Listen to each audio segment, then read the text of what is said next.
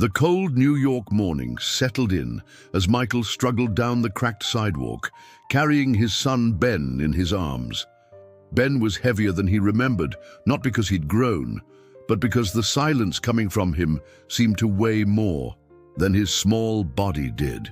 Each step Michael took felt like it cost him everything, his legs moving only out of habit, worn down from months of worry and questions that nobody could answer. The city's noise buzzed somewhere in the background, but for them, everything felt painfully still. Suddenly, a voice cut through the quiet, catching Michael off guard. He stopped, half annoyed and half curious, confused by the interruption. Sitting against the wall of the hospital, surrounded by flattened cardboard boxes, was a thin girl, maybe 10 or 11 years old, watching them with wide, calm eyes. Without looking away, she said, almost as if it was the most ordinary thing in the world, that she could make Ben walk again. Michael felt all his frustration and disbelief come rushing to his face, torn between wanting to ignore her and feeling some strange sense of hope he couldn't quite explain. He muttered a polite "thanks, but no thanks," and hurried inside, but the girl's words stuck with him, planting an uneasy doubt that wouldn't leave, even as the hospital's doors closed behind them. Inside the hospital, the air was sterile, and everything moved with a practiced routine that felt both safe and suffocating to Michael. He held Ben's hand, while nurses and doctors floated in and out of the room, talking in careful voices, poking and prodding, checking charts with expressions that never quite changed. Still, Michael's mind wasn't really there. That strange encounter outside replayed in his head. The girl's words were like an echo he couldn't switch off, no matter how hard he tried to focus on what the doctor was saying. Each test, each forced smile from the medical team just seemed to highlight the emptiness he felt, like hope was slipping further away each day, no matter how hard he tried to hold on. Hours later, after another set of scans and a whispered conversation about therapy that led nowhere, Michael stepped back out onto the street, exhausted. To his surprise, the girl was still there in the same spot, completely still, not asking for money or food or anything, just waiting. When their eyes met again, she started talking about how people's bodies had their own secret songs, and how her grandmother used to heal elderly folks with stories and gentle touches. Her voice was calm, carrying something old and steady. Michael felt uneasy, but also a little more open, left wondering if there could be something to her words after all. By the time Sunday rolled around, New York was covered with heavy clouds, and the wind cut right through everyone's coats. Michael almost changed his mind as he zipped Ben into his jacket, but there was something about the girl's words that he just couldn't shake. Instead of heading home, he steered them toward Central Park, the side that most people forgot about. The grass there was patchy and the old benches sagged, but the place was quiet. Sure enough, the girl was waiting, huddled under a worn-out blanket that looked like it had seen too many winters. Oddly, just seeing her there made the chilly morning a bit easier to bear. They didn't talk much at first. The girl, who finally introduced herself as Maribel, set an old radio on the ground and turned down the volume until the music was just a whisper. She made gentle movements with her hands, barely touching Ben's legs, letting him get used to her presence. Ben watched everything with eyes that were tired but curious, something Michael hadn't seen in a long time. It was the smallest change, that flicker of interest, but it meant the world to his dad. Michael tried not to let hope get too big, telling himself not to believe in miracles, but he couldn't keep from feeling a little spark of it anyway, right alongside his fear of letting Ben down. The days started to blend together as Maribel showed up at Central Park every afternoon, always at the same spot near the broken fountain. She came prepared with whatever she could carry, sometimes a bag of warm rice wrapped in towels, other times a pair of old tennis balls, and sometimes just her little radio humming gentle tunes. She explained simply that her grandmother had taught her a few tricks for aches and pains, and Michael slowly learned to let go and trust her. Ben, who once seemed shut off from everyone, started to change bit by bit. At first, it was nothing more than a twitch of his pinky finger or a tiny jerk from his foot. Michael barely noticed these at first, but Maribel caught them immediately, giving Ben a shy smile and a quiet, "Good job." After each session, Ben seemed a little lighter. The heavy frown on his face softened. He looked at Maribel with a curiosity that used to be missing, sometimes even asking her quiet questions about her songs or what she was doing. Michael watched it all, unsure but slowly warming up. His doubts faded every time he saw Ben's slight improvements. It was clear they were building something, not just healing Ben's body, but also creating a small sense of family, one afternoon at a time. Maribel never let Michael pay her for any of the help she gave Ben. No matter how many times he offered, she just shook her head with a small smile, content to keep things simple. The only thing she ever accepted from him was a warm, bright blue blanket when New York's winter became too much for her thin jacket. That moment stuck with Michael. He had spent weeks only seeing the holes in her coat and her quiet way of keeping her own hands warm, but now he noticed something deeper, a kind of pride and strength that did not depend on money or comfort. Maribel carried herself with a calm sense of purpose, and it was clear she was helping simply because she could. At home, Ben became more and more determined. Inspired by those gentle afternoons at the park, he tried small movements in the apartment, practicing in the living room with his father cheering him on. The improvement was slow, but real. Even the doctors and therapists at the hospital started to notice that something was changing. Their surprise was matched only by Michael's. Laughter, once almost forgotten in their small kitchen, began to return, along with whispered talks about what could be possible for Ben's future. Hope, little by little, was coming back to stay. Totisi are weekends. The sounds of gospel choirs from nearby Harlem churches carried through Central Park, reaching the little spot where Maribel, Michael, and Ben gathered. The music made their afternoon sessions feel warmer, like the songs were wrapping everyone in a wide, invisible hug. The gentle singing also drew in people who were just passing by, curious families with strollers, joggers taking a break, and older folks out for their daily walk. Bit by bit, new faces began to stick around. Some neighbors brought along a thermos of sweet tea, while others offered words of encouragement or just sat down to watch, exchanging quiet smiles. Maribel, never one to draw attention to herself, started to show a few other parents some of her techniques with that same gentle patience she used with Ben. She didn't act like a teacher, but she always made sure anyone who wanted to learn felt welcome. Michael was amazed to see how quickly the group grew.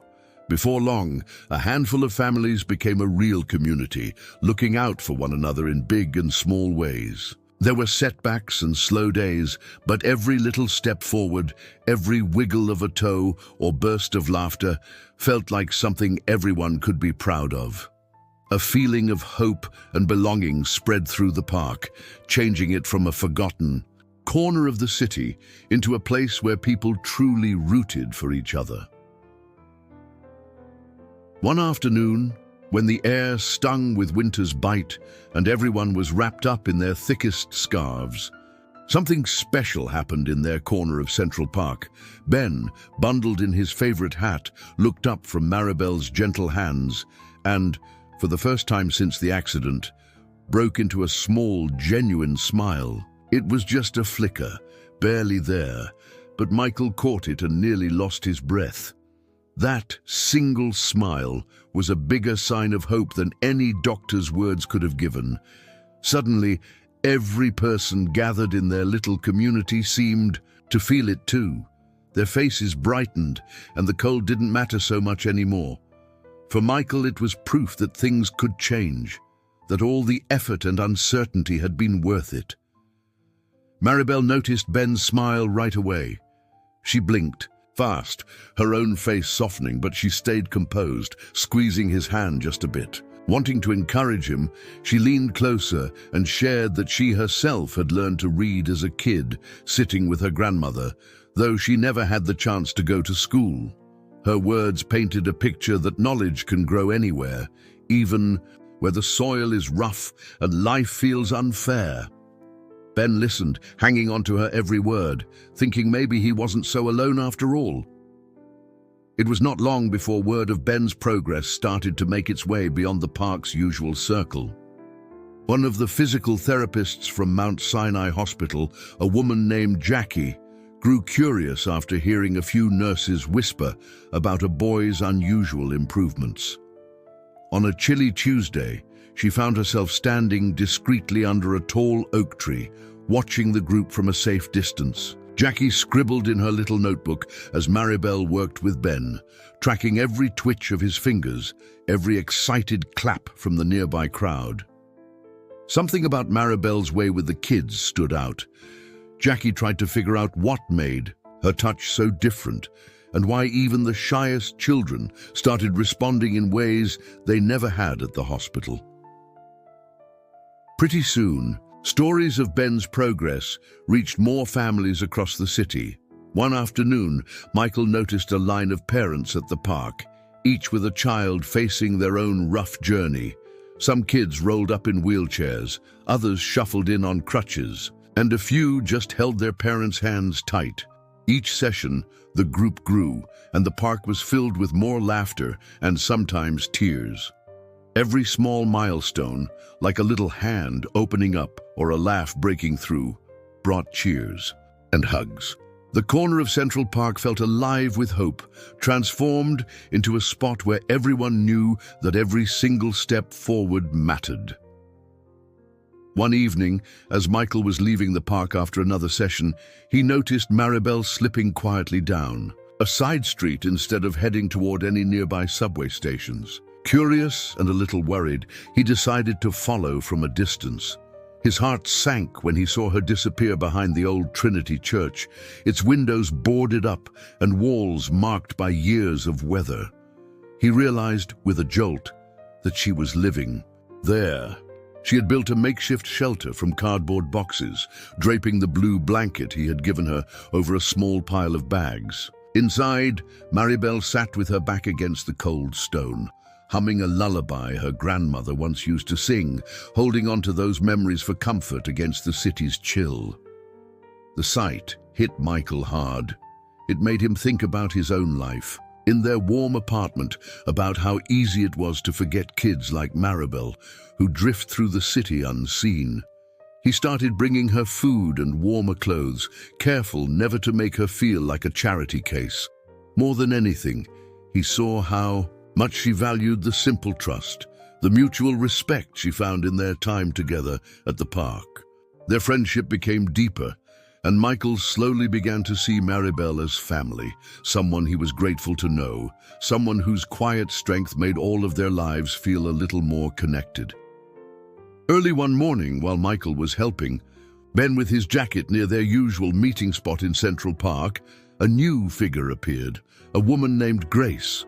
She was a social worker from the city, all business in her grey coat and sensible shoes. Grace wasted no time introducing herself, explaining she had heard about Maribel and the park group.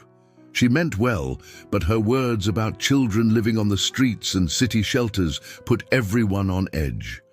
Grace insisted that Maribel would be safer in a proper shelter, with regular meals and a bed, away from the dangers of the city at night. She didn't seem to notice the way Maribel's shoulders tensed or how Ben gripped his father's sleeve.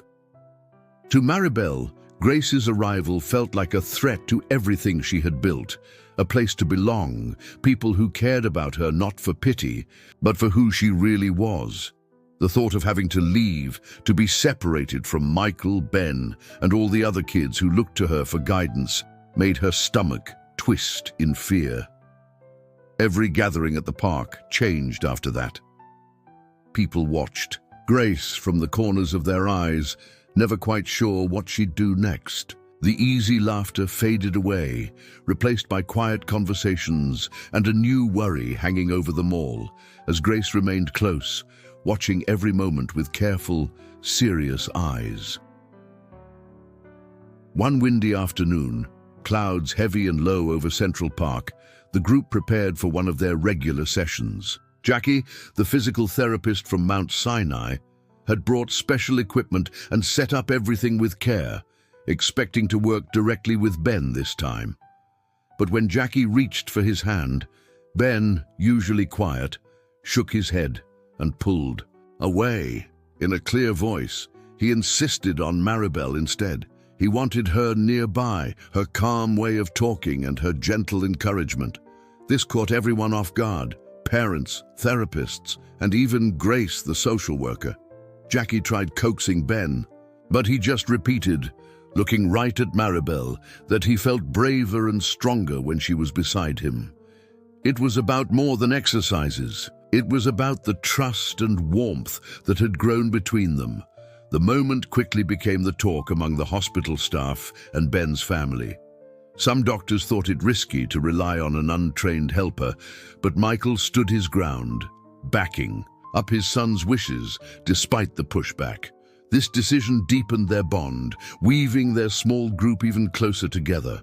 For Maribel, it felt like being part of a family for the first time, a sense of belonging she'd never really known before.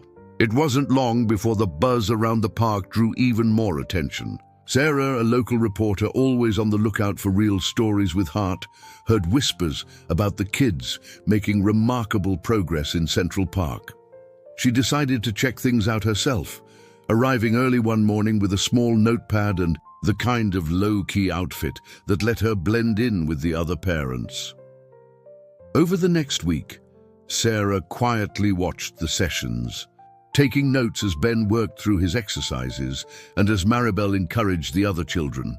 She chatted with families, sitting on benches and sharing coffee, asking questions about what they had seen and felt. Maribel noticed the newcomer right away. Old habits made her guarded. Strangers with questions usually brought trouble, not help. At first, she kept her answers short, careful not to mention anything about her own life. However, Sarah's warmth felt different. She did not just scribble facts. She listened, sharing pieces of her own story to earn trust. It was a slow process, but soon Maribel opened up, talking about what the park meant to her and the little moments of bravery she saw every day. Together, they started shaping a story that grew bigger than the neighborhood, one about hope and resilience, reaching farther than they ever expected. One afternoon, as the sun dipped behind the skyline and painted the grass in a soft orange light, a bigger group than usual gathered around the old bandstand in Central Park. Parents, other children, and a handful of curious onlookers lingered, all quietly waiting for something they couldn't name. Ben, shaky but determined, looked up at Maribel, who gave him a gentle nod. You could see the worry on his face, but also something stronger: hope. Maribel knelt beside him, whispering encouragement, her hand warm on his back. Slowly, Ben pressed his palms into the ground, shifting his weight until he balanced on trembling knees. For a second, it seemed like he might give up. But then, with everyone holding their breath, Ben pushed himself upright. The crunch of dried leaves beneath his shoes echoed across the space, ringing out with every tiny movement. The crowd stood, silent, eyes wide as if afraid to break the spell. When Ben finally stood fully on his own, the whole park erupted in applause. Some people cheered, a few hugged their neighbors. Michael wiped tears from his cheeks, his chest heavy with gratitude, instead of guilt for the first time in years. Maribel's smile was brighter than ever, and in that moment, everyone understood what hope could really do. As the excitement from Ben's breakthrough slowly faded, Michael found himself thinking long and hard about Maribel's situation. The image of her sleeping behind the church, braving cold nights with little more than cardboard and memories, would not leave his mind. One chilly evening, After dinner, he sat down with Ben and quietly asked if he would be okay sharing their home. With Maribel for a while, Ben grinned and nodded, barely able to hide his excitement at the idea. Together, they decided to offer her a safe place, a real bed, and some peace. When Michael made the offer the next morning in the park, Maribel just stared at him, unsure if she had heard right. The thought of moving in with someone else's family was huge. She was used to keeping her guard up, and accepting kindness didn't come easily. Grace, the social worker, was quick to point out all the risks, worrying that things could get out of control or that Maribel might lose her independence. But the neighborhood had changed. Now parents and kids, people who once barely nodded at each other, stood behind Michael's decision. They saw Maribel as someone who had brought them together, and they wanted her to have the protection she deserved. For the first time, Maribel realized she was truly welcome. The changes in Central Park became impossible to ignore as weeks went by. Once, you could walk through and find empty benches, maybe a few folks reading or lost in thought. Now those same benches filled up every afternoon with families gathering after school or work. The park rang with laughter, snatches of conversation drifting on the breeze. Kids chased each other through patches of sunlight, grass under their feet greener and more inviting. At a folding table near the playground, someone always had a kettle bubbling and poured sweet tea into old mugs and paper cups. That tea, offered to anyone who walked by, became a small ritual, a sign that this was a place where people belonged. Maribel, more at ease with each passing day, started sharing the gentle techniques her grandmother had taught her. She showed parents how to turn exercises into play, helping every child feel strong and proud of their progress. Other kids began reaching milestones with cheers from the whole community each time. The park became more than a patch of green in the city. It turned into an informal center for hope, where nobody was left out, and every small victory mattered to everyone. Each afternoon, it felt a little more like home for all who gathered there. One evening, as the sun dipped behind the tall buildings, lining Central Park, and the crowds began to thin out, Maribel lingered on a bench with Ben. The air was growing cooler, and the day's noise faded to a soft hum. For a while, they just sat, listening to the distant clink of dog collars and the light buzz of traffic.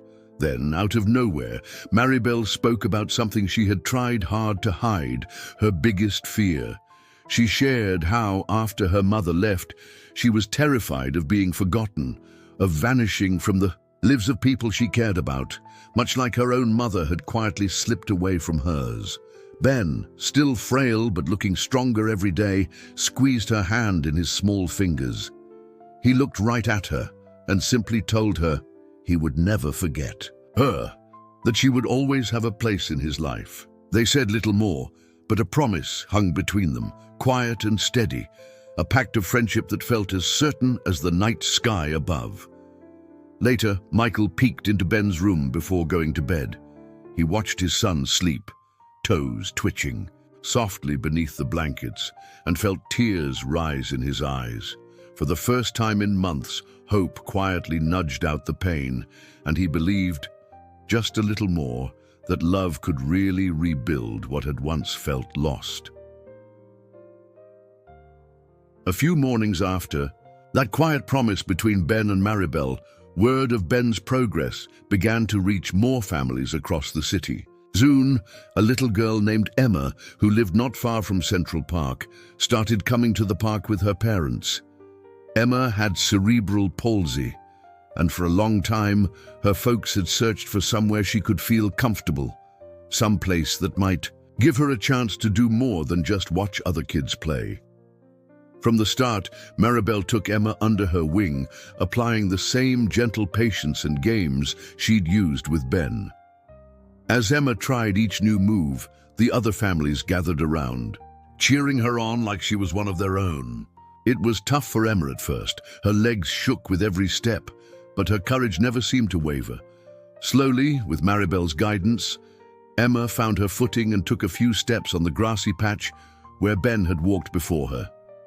Each tiny milestone sent waves of pride through the crowd. Quietly, these victories challenged Maribel too. Old doubts crept in, pushing at the edges of her happiness. But now, Michael, Ben, and all the other families refused to let her drift back into the shadows. Their support reminded Maribel that real belonging was something you built together, and with each day, she felt that truth rooting deeper in her heart. One cool Thursday evening, just as dusk settled over Central Park and the last rays of sun slid behind the city buildings, Maribel ended up in a heated argument with Grace, the social worker. Emotions ran high, voices got sharper, and the usual warmth between them faded into raw frustration. After, Maribel grabbed her jacket and slipped away into the night. At first, no one noticed, but as dawn broke and she wasn't in her room, worries spread like wildfire through the house and then across the neighborhood. Her sudden disappearance left a hole. The park, which had become so lively in the past weeks, suddenly felt wrong. Laughter was quieter, the afternoon tea table sat, mostly untouched, and everyone seemed to look over their shoulders, hoping to spot Maribel slipping back in. Ben kept asking after her, eyes scanning every face that walked by, not ready to accept the emptiness she'd left behind. Every day for a week, Michael and Ben searched. They made flyers, called around, and convinced the local radio station to mention her absence. Neighbors joined in, spreading the word through social media and knocking on doors in hope of any news. The city felt colder, and it was only then that everyone realized just how important Maribel had become to their lives. The thought of losing her for good was almost too much to bear. After 7 long days, when it seemed hope was thinning out, Maribel appeared at the edge of Central Park early one morning. Her face was thinner, the sparkle in her eyes duller, but she was there, real and alive. As soon as Ben spotted her, he ran straight at her, wrapping his arms around her waist without a word. Michael and several neighbors hurried over, and soon the group had gathered around, breaking into hugs and letting tears spill without shame. No one held back. It felt less like a return and more like waking up from a bad dream. This time, no one needed to say she was wanted. It was clear in the way people touched her shoulder and pressed hot tea into her hands. They promised, right there under the park's old oak, that she would never be invisible again. Not to them, not to anyone. Maribel listened, wet-eyed, as the community quietly vowed to protect her. Later that day, Michael made an announcement that surprised everyone, Maribel most of all. He said he had started the paperwork to become her legal guardian. The room went still, and then filled with tears and smiles.